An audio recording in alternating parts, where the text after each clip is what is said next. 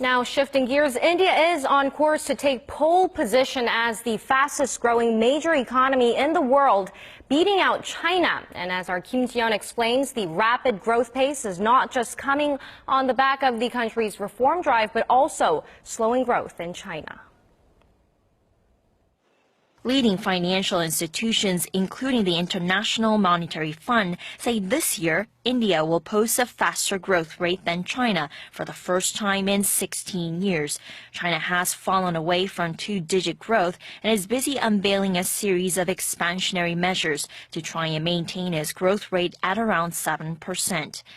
On the other hand, India, spearheaded by Prime Minister Narendra Modi's economic reforms dubbed Modinomics, is sailing.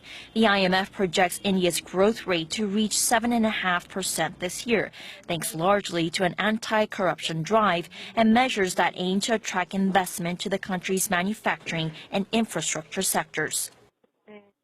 Modi is emphasizing India's 3Ds, democracy, demography, and demand. Like China, India is one of the most populous nations in the world with a large youth demographic. But unlike China, India is a democratic country.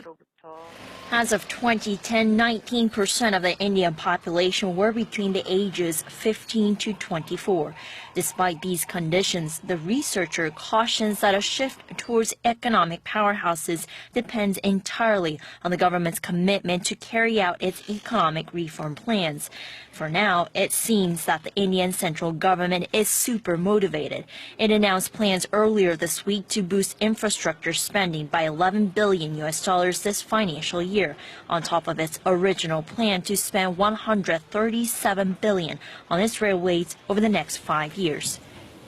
Kim Ji-yeon, Arirang News.